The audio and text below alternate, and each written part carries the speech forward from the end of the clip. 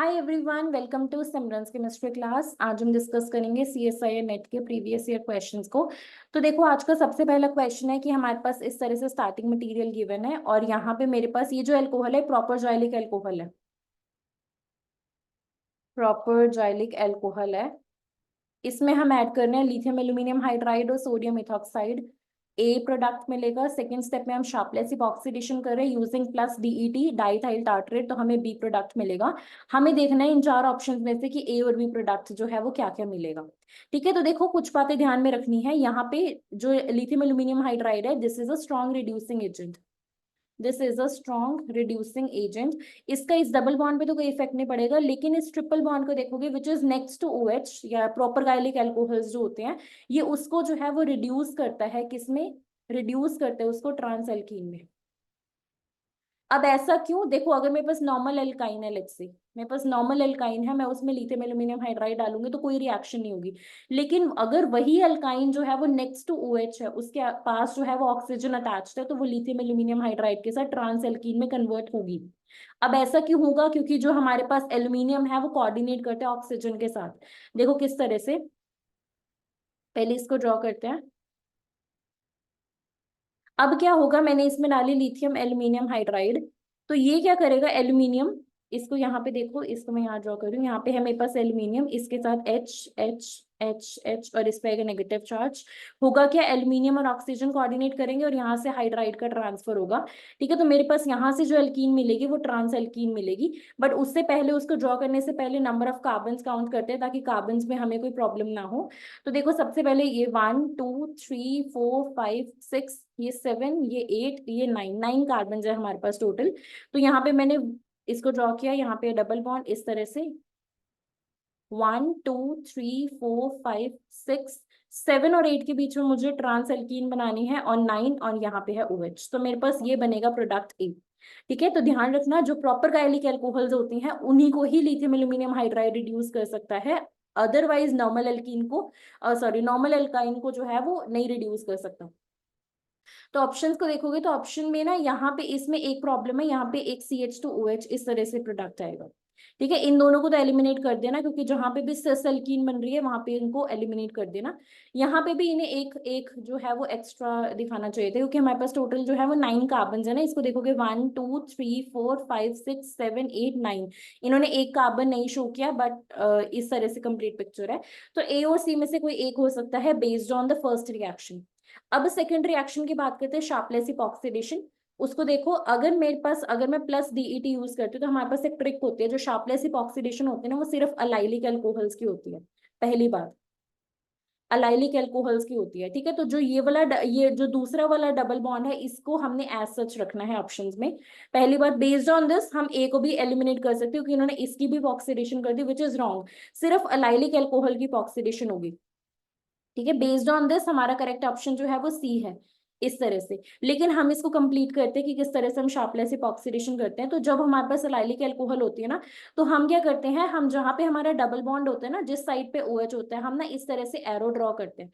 ये एरो जाता है, उसके बाद हमारे पास एक ट्रिक होती है प्लस डीईटी के लिए, RWLD, where R stands for right, W stands for wedge, L for left and D for dash. तो हमें क्या देखना है, हमने जैसी एरो पास किया तो हमें देखना है OH कहाँ पे है। OH इस एरो के, मान लो तुम एरो पे चल रहे हो चल रहे हो चल रहे हो, ठीक है, OH तुम्हें दिखेगा कि मेरे राइट साइड पे है, तो राइट साइड पे है तो इपॉक्सीडेशन वेज पे होगी। ठीक है, जो इपॉक्साइड रिंग बनेगी वो वेज पे बनेगी, लेकिन ये सिर्फ प्लस डीईटी के लिए है। अगर माइनस डीईटी होता तो हमें क्या करना था, हमें राइट साइड पे डैश बनाना था और लेफ्ट साइड पे हमें वेज बनाना था। ये ट्रिक रिवर्स हो जाती है। लेकिन अगर हम प्लस डीईटी की बात करें, जैसा हमें इस क्वेश्चन में गिवन है, तो हमारा जो OH है, हमने जैसी एरो ड्रॉ किया, OH पे एरो पे चले, OH हमें राइट साइड पे दिखा, मतलब इपॉक्सीडेशन होगी वेज पे। तो ये मेरे पास, दैट मीन्स ये ऑप्शन करेक्ट है। ये ऑप्शन क्यों नहीं करेक्ट? इन्होंने यहाँ पे तो वेज दिया है, बट यहाँ भी इन्होंने इपॉक्सीडेशन कर दी, विच इज रॉन्ग, क्योंकि Sharpless epoxidation is only for allylic position और अलाइलिक एल्कोहल्स। ठीक है, so that's it for this question. I hope कि इस क्वेश्चन का कॉन्सेप्ट क्लियर होगा।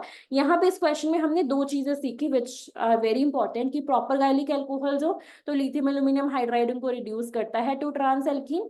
और अगर शार्पलेस इपॉक्सीडेशन का मतलब होता है कि अलाइलिक एल्कोहल्स की इपॉक्सीडेशन। ठीक है, ट्रिक हमने देख ली, RWLD and this is only for plus DET, minus के लिए रिवर्स कर देना। ठीक है, अब चलते हैं अपने नेक्स्ट क्वेश्चन पे। नेक्स्ट क्वेश्चन को देखो, the 1H NMR spectrum of a dilute solution of mixture of acetone and dichloromethane in CdCl3 exhibits two singlet of 1:1 intensity. Molar ratio of acetone to dichloromethane in the solution is। तो देखो इस तरह के question में कोई formula रटने की जरूरत नहीं है, बिल्कुल कॉन्सेप्ट के साथ चलते हैं। हमें मिक्सचर गिवन है एसीटोन का, एसीटोन है CH3CuCH3, और हमें गिवन है डाइक्लोरोमीथेन का, डाइक्लोरोमीथेन क्या होता है हमारे पास, इस तरह से ClClHH, इस तरह से दिखते हैं डाइक्लोरोमीथेन। तो हमें इन दोनों के सिंगलेट्स मिल रहे हैं 1:1 इंटेंसिटी के।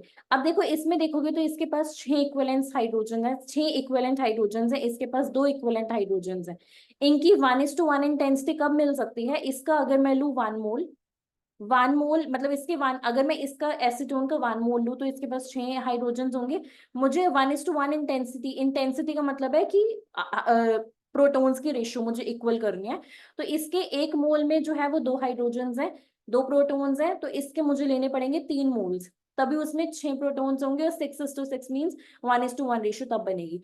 अब इन्होंने बोले मोलर रेशियो ऑफ एसीटोन, पहले इन्होंने एसीटोन को रखा है फिर डाइक्लोरोमीथेन को, यानी कि मोलर रेशियो होगी 1:3, तभी हमें जो है वो सिंगलेट्स मिलेंगे 1:1 रेशियो के। सिंगलेट्स तो इसी वजह से मिलेंगे क्योंकि इनके इक्विवेलेंट, इनके जो नेबर है उस पे कोई भी प्रोटॉन प्रेजेंट नहीं है, इस वजह से सिंगलेट्स है, और मोलर रेशियो होगी 1:3, दैट मींस बी हमारा करेक्ट ऑप्शन है।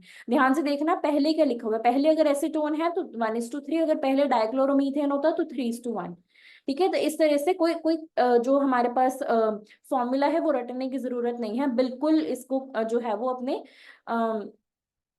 कॉन्सेप्ट के साथ चलाना। सो that's it for this question. I hope कि ये क्वेश्चन NMR का क्लियर होगा, और इस तरह के क्वेश्चंस पे ना मोलर रेशियो पे बहुत सारे क्वेश्चंस आते हैं। So will discuss one by one आने वाली वीडियोस में। सो अब चलते हैं अपने अगले क्वेश्चन पे। अगला क्वेश्चन देखो हमारे पास क्या गिवन है, the structure of the compounds that matches the 1H NMR data given below is. तो डेटा हमें गिवन है, हमें डेल्टा वैल्यू गिवन है 7.75, डबलेट डबलेट जे वैल्यू, कपलिंग कांस्टेंट भी गिवन है, और यहाँ पे हमारे पास 2 कपलिंग कांस्टेंट गिवन है इसके लिए, और 1 प्रोटोन है। ठीक है, 1 प्रोटोन के कॉरेस्पॉन्डिंग डेटा है, तो ये सारा एक प्रोटोन को जो है वो रिप्रेजेंट कर रहा है। उसके बाद हमारे पास अगला है 7.58, डबलेट है, जे वैल्यू 2.4 हर्ट्स है, और 1 हाइड्रोजन और 1 प्रोटॉन की कोरेस्पॉन्डिंग है। अगला 6.70, डबलेट, जे 8.8 हर्ट्स, 1 प्रोटॉन की कोरेस्पॉन्डिंग। नेक्स्ट है 6.50, ब्रॉड, सिंगलेट, 2 हाइड्रोजन की कोरेस्पॉन्डिंग, और लास्ट हमारे पास है 3.80, सिंगलेट, 3 हाइड्रोजन की कोरेस्पॉन्डिंग। बहुत स्टेप बाय स्टेप चलेंगे, ध्यान से देखो हमें किस तरह से अप्रोच करना है क्वेश्चन को। जैसे तुम्हें देखेगा ना ब्रॉड सिग्नल, ठीक है, और वो भी 2 हाइड्रोजन के कोरेस्पॉन्डिंग, तो दैट मीन्स ये हमारा NH2 का है। ठीक है, दैट मीन्स हमारे पास NH2 प्रेजेंट है, प्राइमरी अमीन प्रेजेंट है, क्योंकि प्राइमरी अमीन में हमारे पास 2 नाइट्रोजन होते हैं, और NH जो होता है, NH वाला जो प्रोटोन होता है वो ब्रॉड सिग्नल देता है। तो देखो ऑप्शंस में सभी के पास NH2 है, बेस्ड ऑन दिस हम किसी भी ऑप्शन को एलिमिनेट नहीं कर सकते। नेक्स्ट देखो हमारे पास 3.80 का सिंगलेट, 3.80 डेल्टा वैल्यू पे 3 हाइड्रोजन की कोरेस्पॉन्डिंग सिंगलेट मिल रहा है, तो 3.80 मीन्स काफी डिशेल्डेड है। ठीक है, ये तभी हो सकता है जब मेरे पास OCH3 है, क्योंकि ये वाले जो हाइड्रोजन होते हैं एक स्ट्रॉन्ग डीशेल्डिंग ग्रुप के साथ अटैच्ड होते हैं ऑक्सीजन के साथ, और ये डेल्टा वैल्यू को 2 ppm से बढ़ाती है।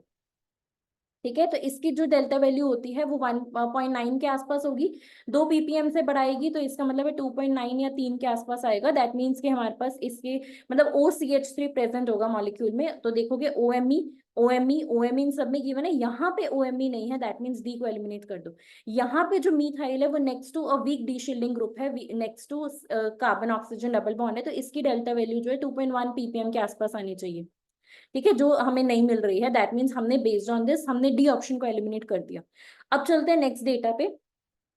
नेक्स्ट को देखो हमारे पास जे वैल्यू, जो हमारे पास सेम जे वैल्यूज है, दैट मीन्स वो आपस में कपल कर रहे हैं। अब देखो ध्यान से, हमारे पास सभी में बेंजीन रिंग तो प्रेजेंट है, तो हमारे पास जो बेंजीन का जो हाइड्रोजन होता है वो हमें डेल्टा वैल्यू देता है 6.5 टू 8.5 ppm।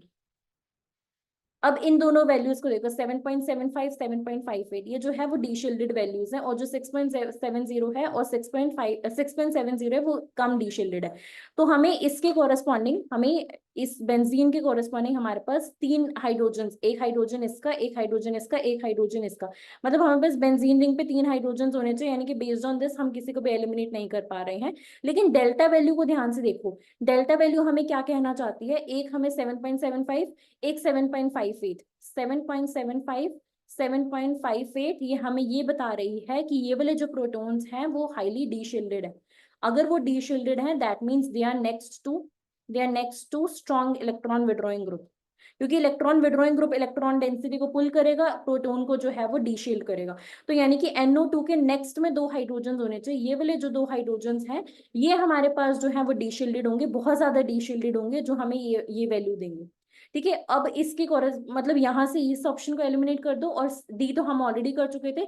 अब हम ना एक बार बी ऑप्शन को फोकस में रख के देखते हैं कि क्या हम सारे ऑप्शंस को, सारे डेटा को क्या हम एक्सप्लेन कर पा रहे हैं, अगर हमारा ऑप्शन जो है वो बी है।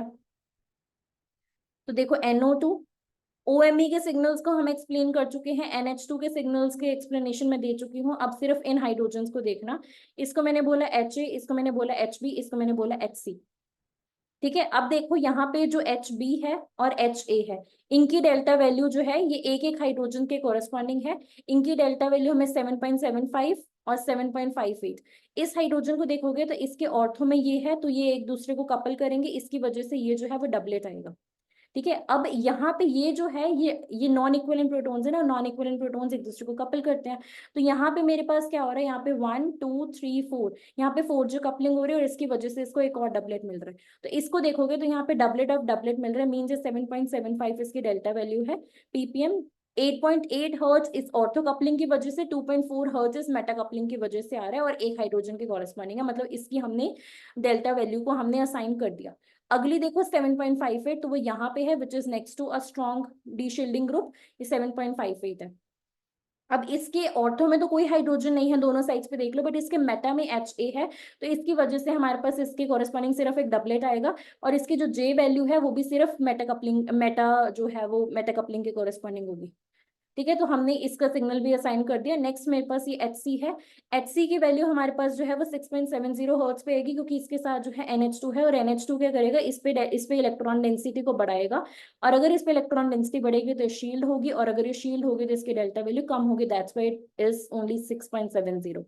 अब यहाँ पे इसके ऑर्थो में सिर्फ एक ही प्रेजेंट है, एक नॉन इक्विवेलेंट प्रोटॉन, इसकी वजह से डबलेट में स्प्लिट होगा।